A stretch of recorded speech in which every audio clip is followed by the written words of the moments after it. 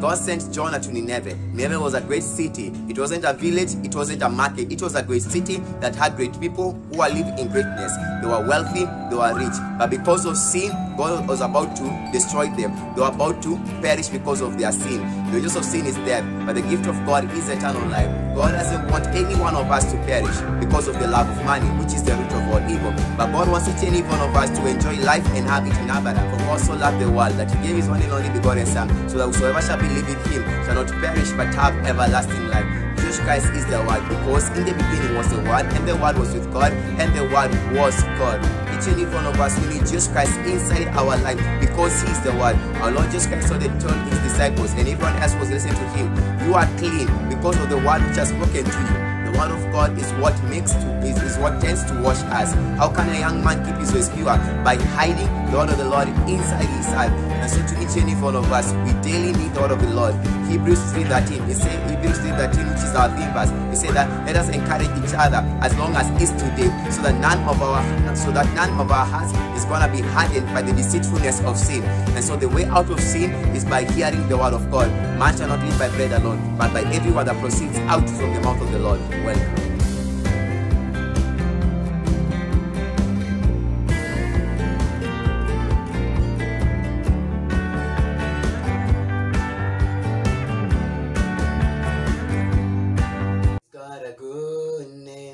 Such a good name, it wouldn't be put to shame. Just wait and see, He's got a good name. Oh, such a good name, it wouldn't be put to shame. Just wait and see, He's got a good name. Oh, such a good name, it wouldn't be put to shame. Just wait and see. What a beautiful name it is. What a beautiful name it is. The name of Jesus Christ, my King. What a beautiful name it is. Nothing compares to Him. What a beautiful name it is. The name of Jesus. What a beautiful name it is. What a beautiful name it is. The name of Jesus Christ, my King. What a beautiful name it is. Nothing compares to Him. What a beautiful name it is. The name of Jesus. In the morning I'll sing, you are good. In the evening I'll sing, you are good. You are good to me. In the morning I'll sing, you are good. In the evening I'll sing, you are good. You are good to me.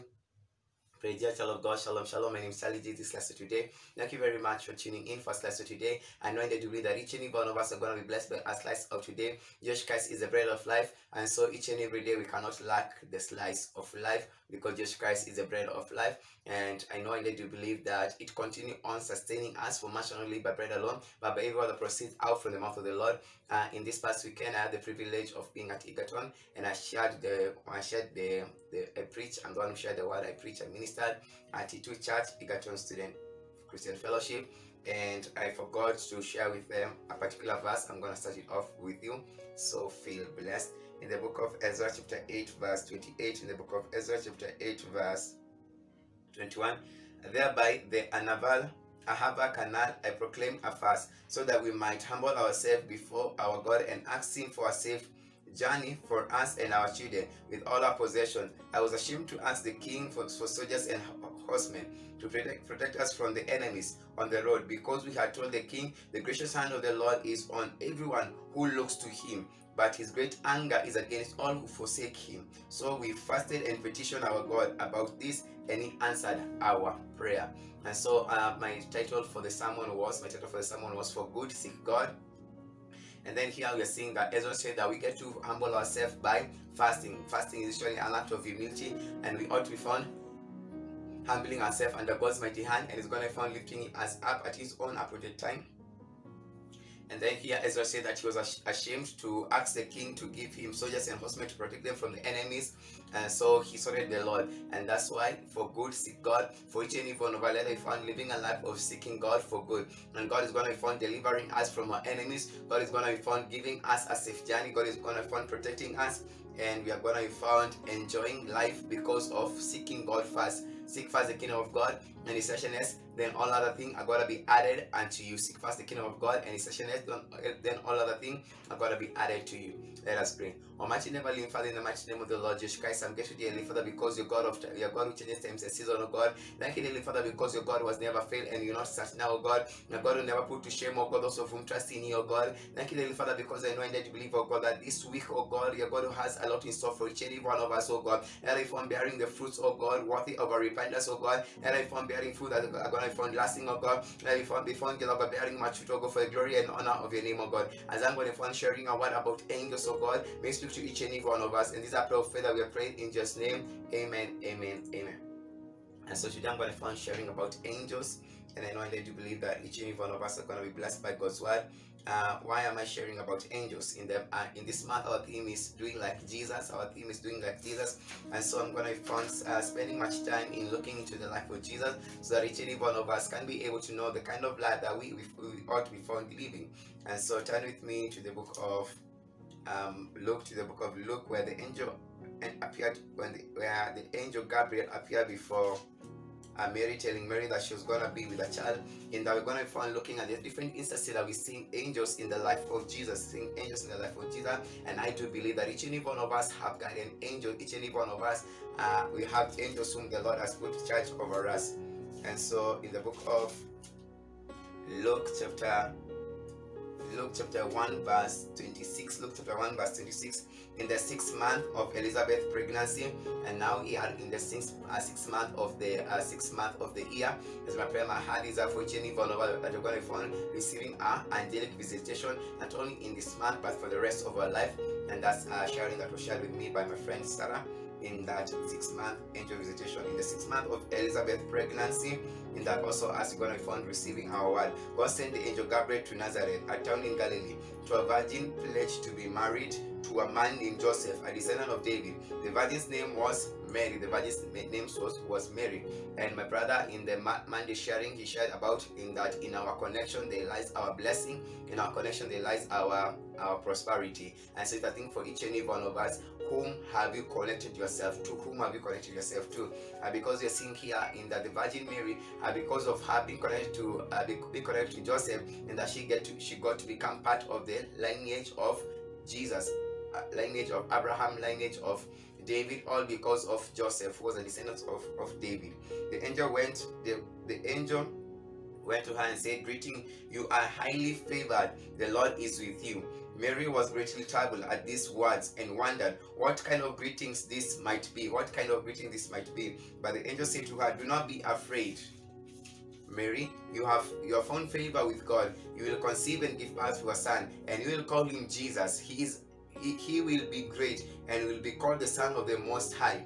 In that for each and every parent, each and every parent ought to know of what their child is gonna be. And for me, I actually believe that each and every child is meant to be great. Each and every child is meant to be great. Here, the angel of the Lord is telling Mary, he will be great and will be called the Son of the Most High. The Lord God will give him the throne of his father David, and he will reign over Jacob's descendant forever. His kingdom will never end. How will this be? Mary asks the angel, "Since I am a virgin, how will it be?" Mary asks, and this will be a virgin. During the period that a woman is expectant, in that she's going to be found receiving words.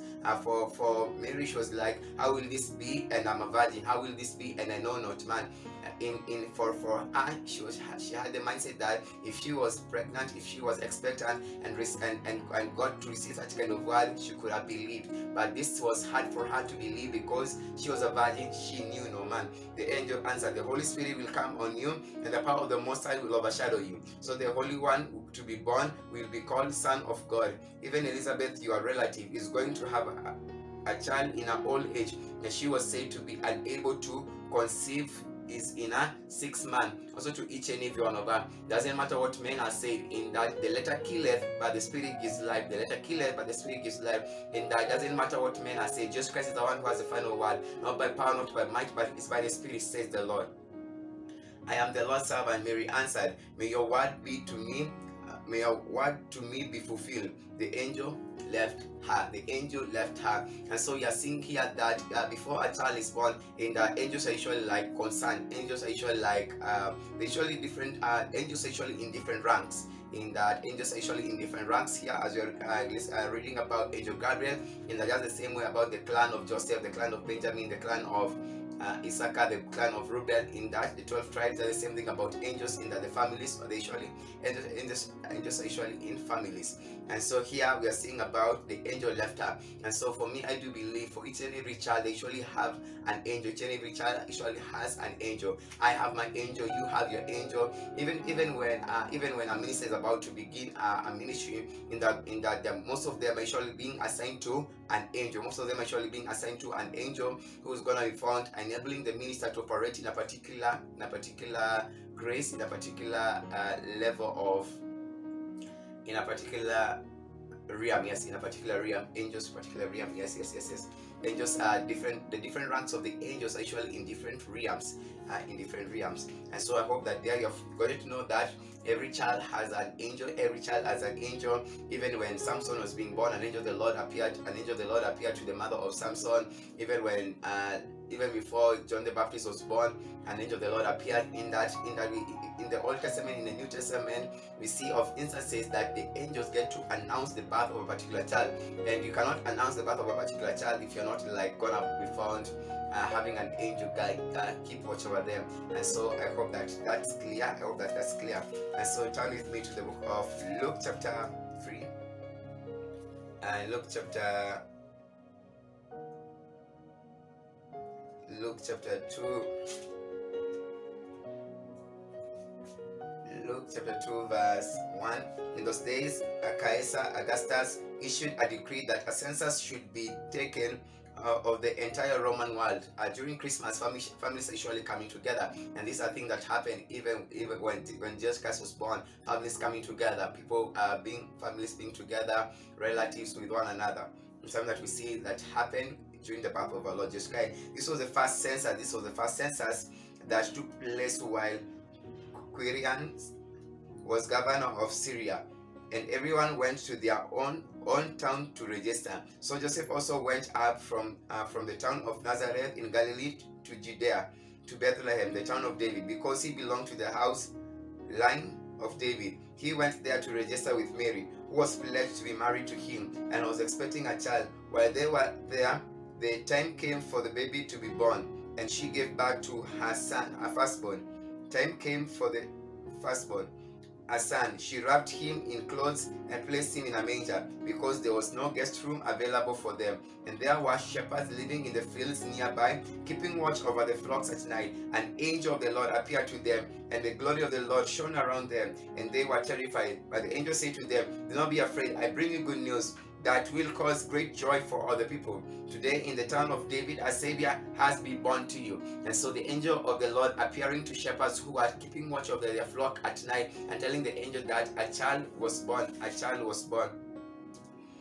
And they were excited. They went and looked at the child, and they saw everything was as they had been told. Everything was as they had been told. And so now we're going to be found looking at the angel of the Lord appeared to Joseph, telling Joseph to take the child to Egypt because Pharaoh was looking for Pharaoh was going to kill the child. In the book of Matthew chapter 2 verse 13, in the book of Matthew chapter 2 verse 13, Matthew 2:13, it says, when they had gone, this is the Magi, the wise men. There were not three, but people usually assume that there were three. It was the Magi, the wise men from the east. In verse 13, it said that when they had gone, an angel of the Lord appeared to Joseph, and we all know that Jesus Christ is the Son of the Most High, And yet we are seeing here in that an angel had to appear to Joseph, telling Joseph, carry the child and the mother and take them away from here, because he's gonna be killed. Because because Herod is looking for opportunity to kill him. And that's the same thing in that children's life are usually in danger, children's lives are usually in danger, and so usually the responsibility of the parent to be found safeguarding their children. And we all know about Moses. When the mother of Moses gave birth to Moses, she saw that he was a beautiful child, and she hid him for 3 months. And after she was not able to hide him for any longer, she put him in a basket, and the sister went to watch over. We all know the story. And so here I say that when they had gone, an angel of the Lord appeared to Joseph in a dream. Get up, he said, take the child and his mother and escape to Egypt. Take the child and his mother and escape to Egypt. Stay there until I tell you, for Herod is going to search for the child to kill him. Stay there until I tell you, for Herod is going to search for the child to kill him. So he got up, took the child and his mother during the night and left for Egypt, where he stayed until the death of Herod. And so was fulfilled that what the Lord had said through the prophet, out of Egypt I called my son, out of Egypt I called my son. When Herod realized that he had been outwitted by the Magi, he was furious and gave orders to kill all the boys in Bethlehem and its vicinity who were 2 years old and under. Why was Herod killing children who were 2 years old and under? Herod was going ahead to kill children who were 2 years and under because the Magi had followed the star for 2 years in accordance with the time he had learned from the Magi. That then what was said through the prophet Jeremiah was fulfilled. A voice is heard in Ramah, weeping and great mourning, Rachel weeping for her children and refusing to be comforted because they are no more. And so you are seeing here angels are guarding, an angel protected, an angel was used by the Lord to save the life of Jesus, the mother, and Joseph. And that's the beautiful thing, in that God is a God who likes families God is a God who likes family being together, father with mother with child, in that all of them being together, being united. And that's why we surely say that salvation is for the family, salvation is for everyone who's in the household. Joshua got to say that, for me and my house we're gonna serve the Lord. And also we read about when Paul and Silas were in prison, the prison guard came telling Paul, how can I be born again, how can I get saved? And that day salvation came to him and to his whole household. And also during the time of Cornelius was a Gentile, and because of his arms and because of his prayers unto the Lord, a memorial service which was a memorial for him, in that salvation came to him and his household when Peter went to share with them the word of the Lord. And the Holy Spirit of God fell upon everyone who had the word. The Holy Spirit of God fell upon everyone who had the word. That thing is usually exciting, and it's a thing for each and every one of them, that if I'm living a life of hearing God's word, live a life of hearing God's word, so that they're gonna be so that there's gonna be a fulfillment of everything that you're hearing. Even when Jesus Christ was given the scroll to read from the book of he read from the book of Isaiah, and he said that today these words have been fulfilled in your hearing. Allow me to search for you the scripture, and it's so that we can know that, so that we can be able to know about it in the book of Isaiah.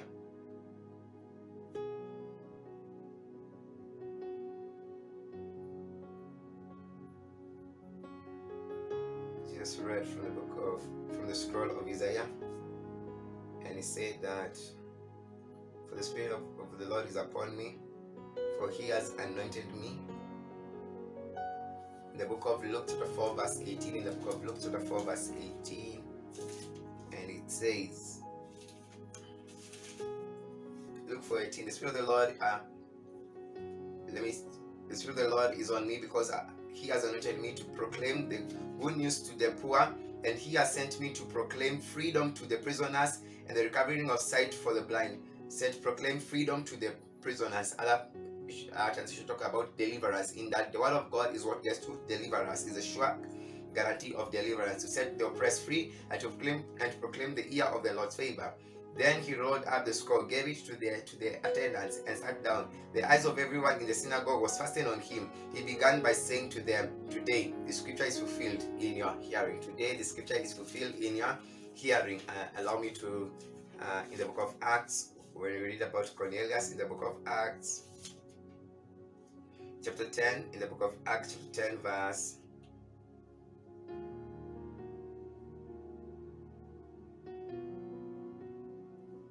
Acts 10:44, while Peter was still speaking this word, the Holy Spirit came on all who had the message. The Holy Spirit of God came on all who had the message.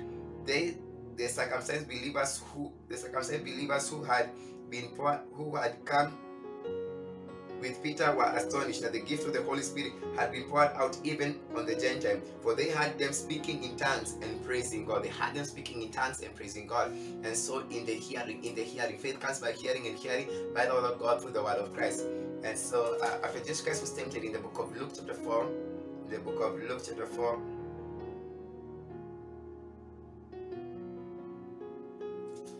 let's see it in the book of Matthew.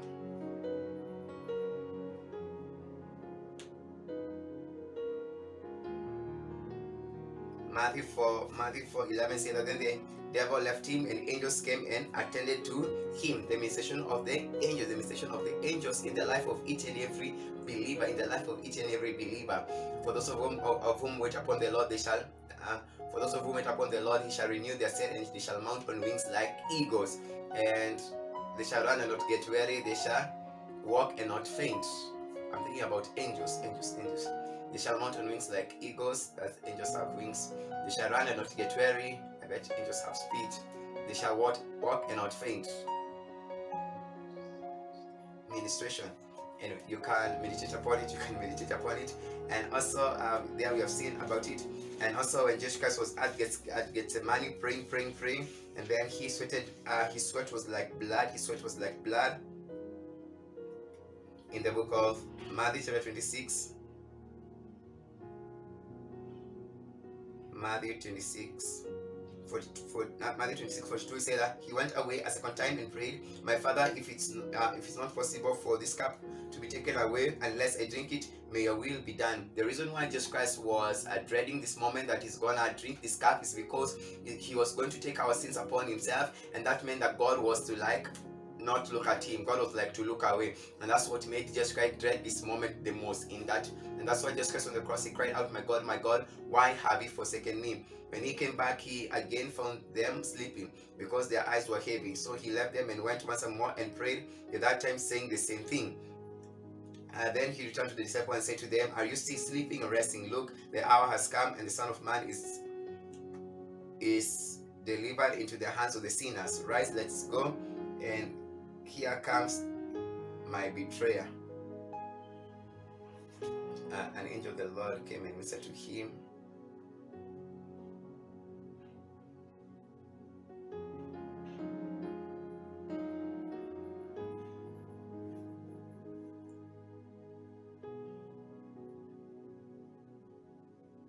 Jesus' sweat was like blood. Luke 22:44. Luke 22:44. Verse 40. I'm going to start off from verse 39. Jesus went out as usual to the Mount of Olives, and his disciples followed him.